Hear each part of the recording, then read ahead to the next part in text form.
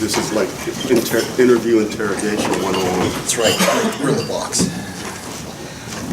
I'd like to start by saying what a treat this is for me. I've known David for several years now. I'm an enormous fan of his work, all three of his books, and we'll touch on all three of them while we're here. But just to give you an idea, and so he has an idea of what he can expect. Among the things I've learned that I use in my books now from having read his books is a little investigative comment that says, I already know the answers to a lot of the things I'm going to ask you, but you don't know which ones I know the answer to, so I'll know when you lie. No pressure. That was great. One of the things that amazes me about David is that he's led as interesting a life as anybody I can think of before he came to writing.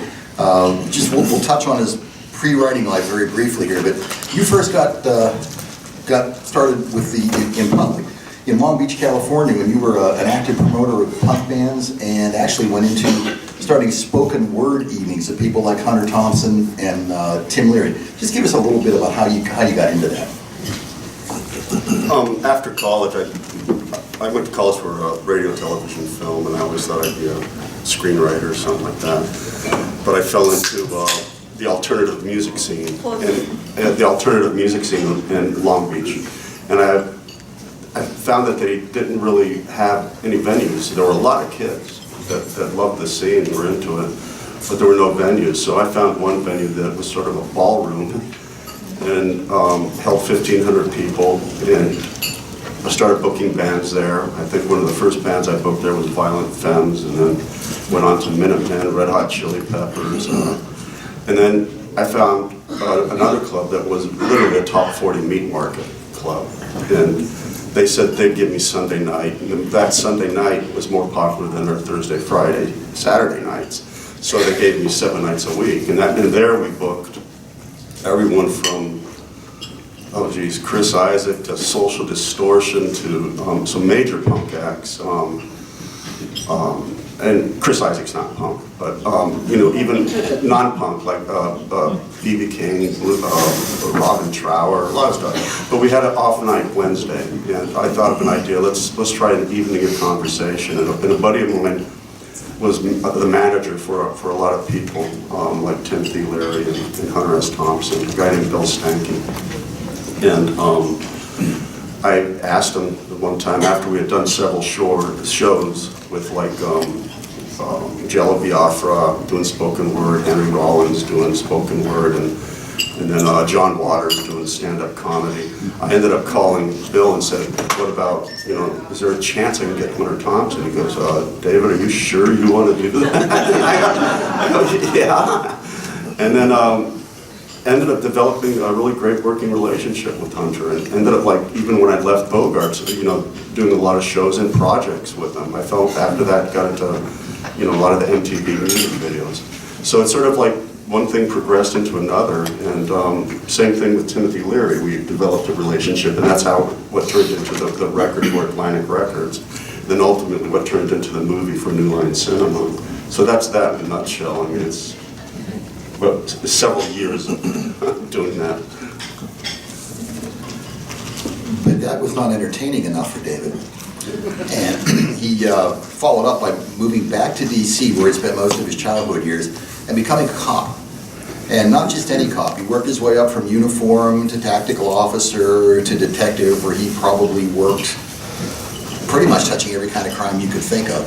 Did a lot of work, though, in burglary and robbery and stuff like that. And won pretty much every award they had over time. As I mentioned, he was on my panel that I moderated yesterday, and I said, where David won more awards than we have time to recite in this panel. Just tell us a little bit about why you got into being a cop, and what parts did you like best about it? Well, in my early life, there were two things I always wanted to be. And one of them was a cop, and the other was a writer. And I wanted to, when Jeffrey was talking earlier, he wrote his first book when he was 11. I was 17. I got my first rejection when I was 18. But I always wanted to be a cop, and I found when I was and I fell into the film business, and I had the rights to great books like Fear and Loathing in Las Vegas and Basketball Diaries and all kinds of stuff, and people just didn't want to make it, those movies in 1991. And I got tired, you know, it's being an independent producer, and I said, I'm just going to reinvent myself, and, you know, maybe I'll get some good material to write along the way. And DC was always home base because my father was foreign service, so, and I went to high school in DC, so I didn't want to be a cop anywhere else. So, despite my background, you did ask this, despite my background, they accepted me. And 2 days before the academy started, they said, "Can you be here?" And I go, "Oh my gosh." And so I just packed one bag and I was off, and I lived with my dad while I was in the academy. And the best part of the job for me was, you know, towards the end when I got assigned to Hideout, which is high intensity drug trafficking, and my partner was an ATF agent. I think that's where I learned most of, and actually that honed my skills as a writer as well, because I would be writing 100, 200 page affidavits, you know, and you have to be really, really precise on how you write them. But that's where I got a lot of the material as far as like my knowledge of drugs, not from Hunter Thompson, believe it or not. I got my knowledge about drugs because another part of my job was debriefing. My favorite thing in the world was what Dana mentioned earlier, we're in the box, and I, you know, it's getting in the box with a suspect, defendant, or a witness, and just talking, you know. It's you learn so much, and you learn so much about language too. I mean, because we don't all talk the same, you know, and we're talking years and years of that. So that really made me, I think, that's what made The Second Girl, I think, was all those years of that. David and I did an event last spring when his current book Crime Song came out, and there was a judge, a DC judge that he used to work with in the audience. And I asked her when we were done, I said, "Now that you've heard this, does it make you worry how much fiction was in those affidavits you gave before?" And she said she always assumes there's some. It didn't really bother her. I just want to spend a little bit of time on, like you said, doing, and we had a couple of non-carbonated beverages in the bar last night, and this topic came up about spending time in the box and how they're not called interrogations, they're called interviews. Well, that's what we... Right. Well, I mean, that's kind of the trend for stuff now. But what people get used to seeing on TV or in the movies, you know, the LA Confidential style, throw the guy up against the wall, stick a gun in his mouth and see what he tells you, sort of a thing, doesn't really happen all that often. They frown on that sort of thing, generally speaking. But looking more towards interview and interrogation, just give us a few ideas of what it was. We understand what you learned and why you liked it, but, you know, I've talked to you enough to know that some of the techniques that you use, the way to get people to tell you things that they really shouldn't ought to told you, without berating them to do it. Just give us a little bit of an insight into that. Okay. Well, there's... Ask Dana. Huh? I was going to get something. What do you want to know? No, I mean, there's three types of situations that I would get involved. The Department of Justice, and DC's not a municipality, so we're empowered by Congress, so our prosecutors are the U.S. Attorney's Office. But we still have Superior Court and then District Court. Most of what I did fell into federal court. And I love burglary because that little burglar has his ear to the track, knows everything. He knows who murdered who, and you know who did this, who did that. But the trick is if you get a guy on a warrant, on an arrest warrant, you just got him on one burglary, that's really not much to work with. And you usually, when I get them, I get them clean, so they really can't, there's really not much they can do. And so that brings in the other thing that happens is I usually will not, when I have the guy in the box, once I get to that point where they give it up, yeah, okay, well, you know, I did that, then I really stop and say, this is what I want you to do. Is get with your defense attorney and tell your defense attorney you want to talk. I mean, and because there's more information I know you have, and I'd like to know that information, not necessarily about what you did. I said, but other things, and down the road that can help you. And we never lied. I mean, a lot of these guys did get help and get out, and I'd see them again and again. And so then it would become what's called a debriefing, and that's when the marshals would bring them to a certain location at the U.S. Attorney's office in shackles, and the defense attorney would be there, and they'd be there, and that's when we'd end up getting to really talk, and then we'd do what's called a drive around, and because you don't direct to them, you want them to direct you, like, okay, go there, okay, yeah, I went into that house, and yeah, I went to that house, and I was, and I've closed 400 burglaries on one guy. But then it gets to the point where they have to start working stuff down, so they end up giving up. Well, Johnny shot Joe over there on that corner, and I was a witness, and and things like that. And so it's a lot more. It's really frustrating on TV, when you see like the good cop, bad cop, and yeah, that's played still. I mean, today, a lot of cops do that, but now we're trained more than anything is really just to sit and talk to them, get to know them, and find that one thing that you can associate with them about. It doesn't matter if that guy, is a rapist, a murderer, whatever, and it doesn't matter how much you hate him. You can't show that. But you will always find one thing you can associate with that terrible person about. And once you do that, you've got them. I mean, it's hard to say, but they're your friend. And that's the best part of the job for me, is not putting guys away for, the ones that deserve it, yeah. I've had guys that have gone away 40 to life. But I'm a firm believer that a lot of these guys that did to substance abuse, they should not be housed with, and we're getting into something else, but they shouldn't be housed with murderers and rapists and things like that. I mean, they should be in a different kind of a prison system where they can get help, because that's where, most of the crimes are committed by burglars, and, that's,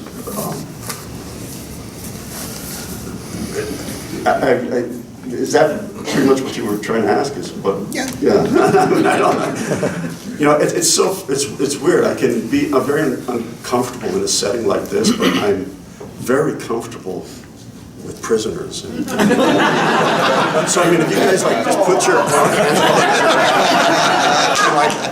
like that, you'll make me feel a lot more comfortable. Well, okay.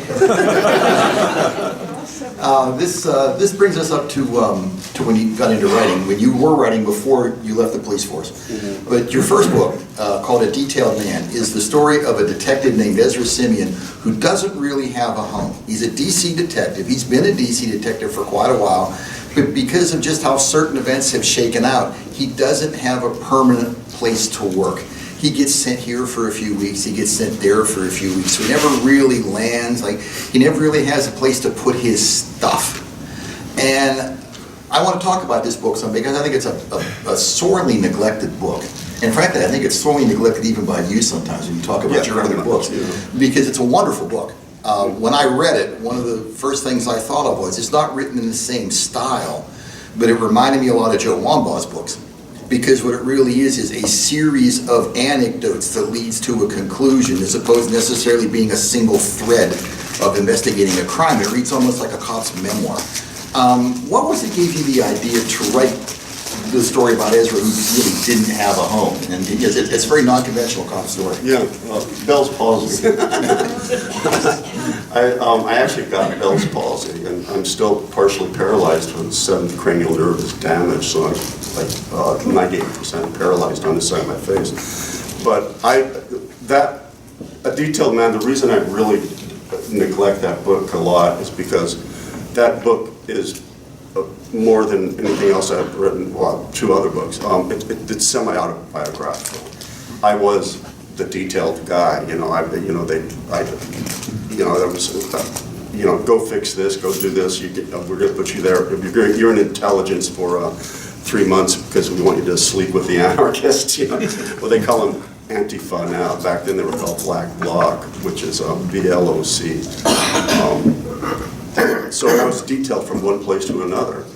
And, but I loved the character of, Simeon was not me, just the circumstances were. But I gave him Bell's palsy,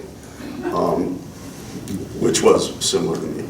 But I always loved the character, but then, what hit me was what Jeffrey was saying is, what gets me most about that book, and the reason I don't talk about it a lot, is because I tried to be too poetic, and I think I tried too hard to make beautiful sentences, you know what I mean? And people do like it. I mean, but is it the kind of book I want to write? I wanted to write The Second Girl because that freed me from everything. Freed me from police procedure, because I'm a man of procedure. I mean, you can't sit in a movie theater with me or a TV show watching something because it'll drive me crazy if it's a cop show. Except for SVU.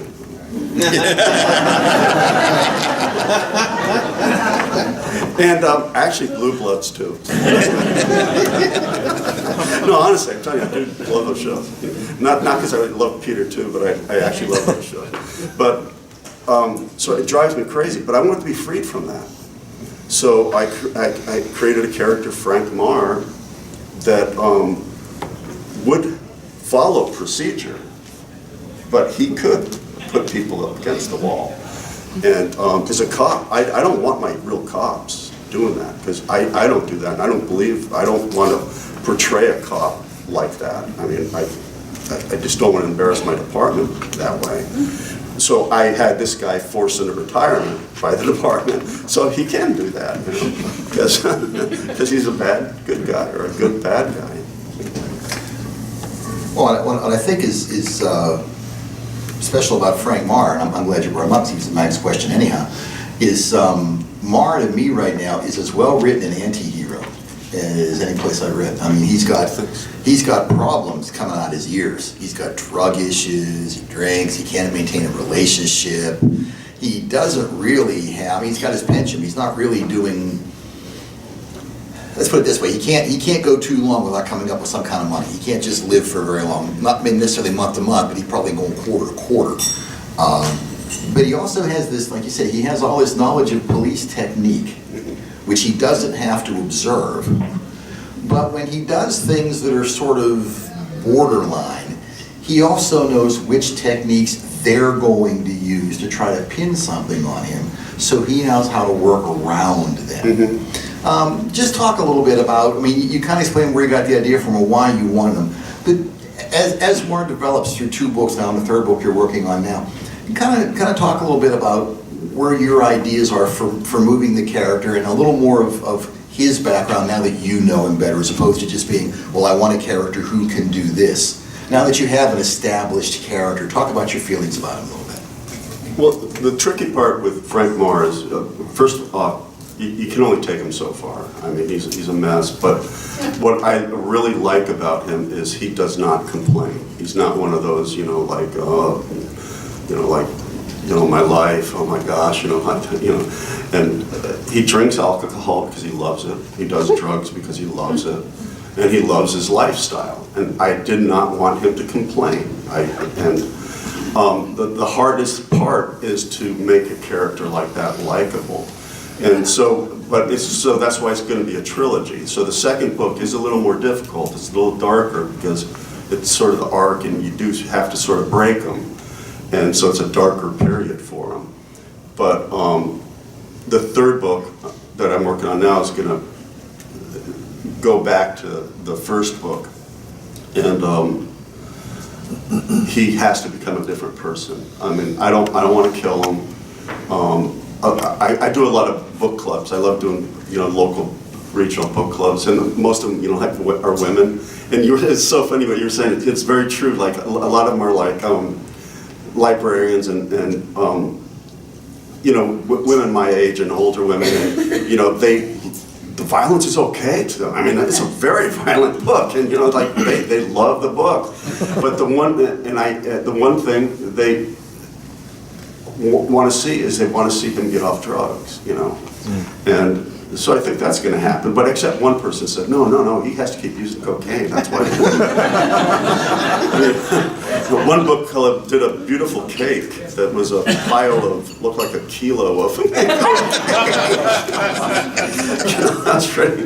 But so I learned a lot, from book clubs and from fans and stuff like that. And the one thing that the general consensus is that they want him to be Frank Marr, okay, and not change that, but just take away the cocaine. And that's why I picked cocaine, because cocaine, unlike any other drug, you can take, DC meth isn't really popular, but crack, heroin, probably Philly either. I mean, it's mostly like on outskirts of, it's meth. But those are things that you can do long term and you start seeing physically on a person. And you can actually smell crack on a person. It's a very sweet smell. And for long-time users. I mean, I've had guys in the box that are addicted to $800 a day, okay? Even $1,000 a day. How many burglaries do you have to commit to do that? A laptop is worth $125, $150 on the street, so you have to get a few laptops every day. I'm talking about, I close cases at the Nuclear Regulatory Commission, Department of Treasury, United States Secret Service, Department of Housing, and Department of Education. That's how easy it was for these people to get in. And just for laptops, those were office burglaries, but then there's home burglaries and, the jewelry. So you have to, Crime Song gets into that a little bit. So the second book, I don't want to make him a lighter character.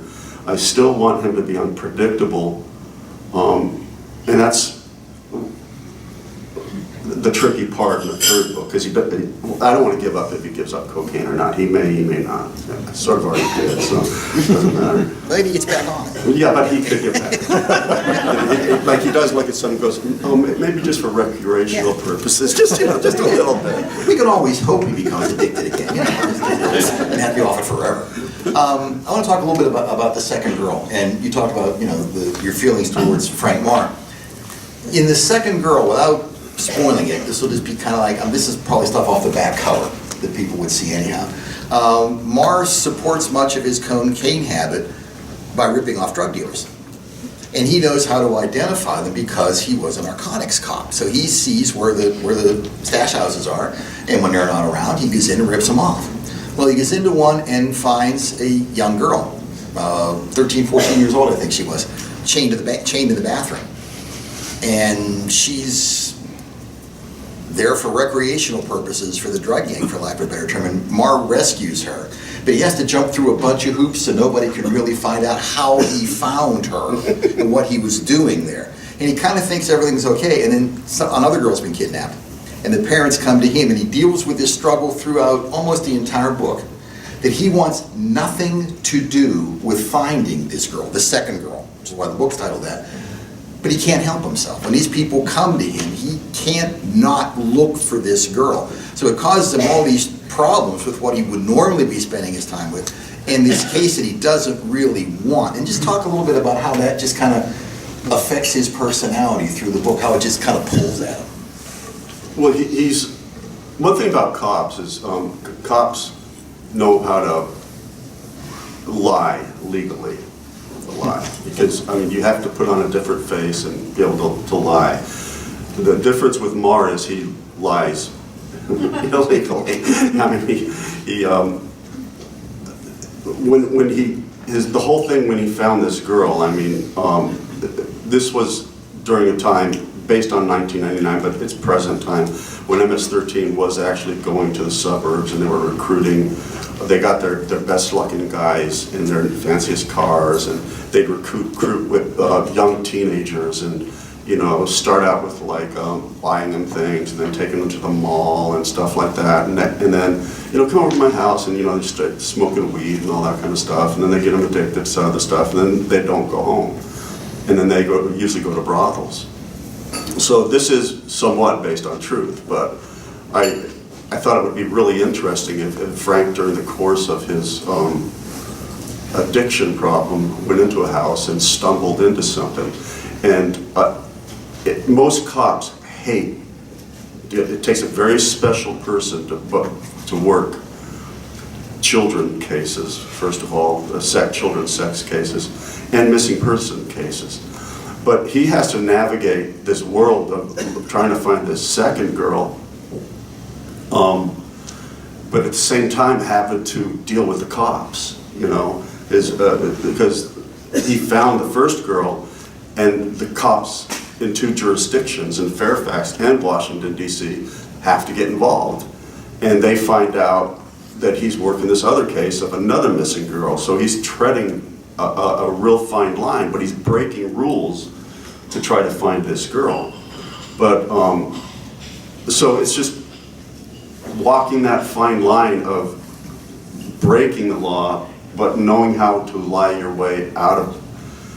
I think what he said, like on how he found, how did you find this girl chained in a bathroom, and where are the people? And he basically made up a story. I was working a case where a guy had a bunch of tools stolen from construction workers. That a poor guy needs those tools, to survive. And I got led to this place where the burglars were trading stolen property for crack, and I followed those guys at home, and this was home. And then I remember they went back. All the guys left the house and started dealing drugs, and I was just poking around, and I looked through the window and I saw his tools, and and I heard someone scream. So exigent circumstances, this sounded like a terrifying scream. It was a lie, And so he kicked in the door and found the girl. And the cops, of course, they believe him because they don't know how he was retired. So he's very respected. But only 2 people know why he was forced into retirement. And this is actually does happen. Okay, some cops disappear, and you wonder, where did they go? And sometimes they piss dirty, and so they're either forced to resign. But in Frank's case, he was given a miserable 40%. He was allowed his 40% retirement, because what would happen if it got out that he's fired.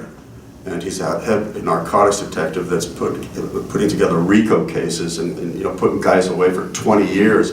The defense attorneys are going to have a field day for years, and everybody's going to walk. That's a true story happening right now, wasn't it? Isn't it, Phil? Yeah, yeah. And it's so that's why only 2 people, the chief and the assistant chief, were the only 2 people that knew that and the sergeant and the doctor that collected the piss, but they usually don't know what happens after disciplinary review and all that. So that was easy to cover. But my point is, I have a tendency to go off on tangents.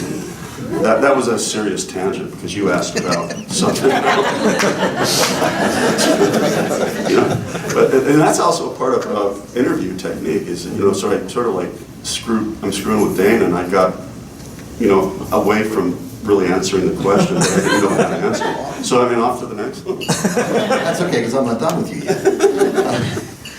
Just a brief personal note, I would like to say that David, I read all 3 of David's books, and he that quickly, when Crime Song came out, he is one of a very small handful of writers that I will actually put aside whatever else I'm writing when his new book comes out and bump it directly at the top of the queue. I just don't let his books sit on the shelf without reading them. That said, hopefully that piques your interest. We have about 2 minutes left. given how I feel about David's writing, and frankly about him personally, I could sit up here and talk to him all day. But does anybody else have, we have time for probably a couple of questions.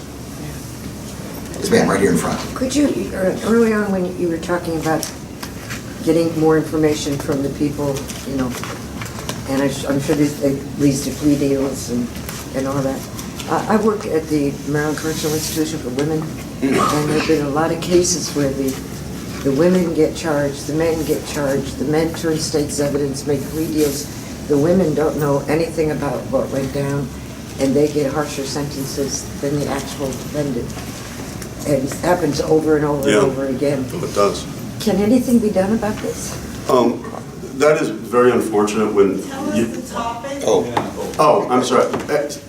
She asked, she works with, in corrections with women in Correctional Institute, and a lot of times when you have co-defendants in a case, and the man is quicker to the block, and with his defense attorney to get to negotiate a plea deal. Because the women don't know anything. Because the women don't know anything, and they get the harsher sentence. And that, quite frankly, is because of the defense attorneys, okay? It's not, you know, when a cop, when someone is ready to plead,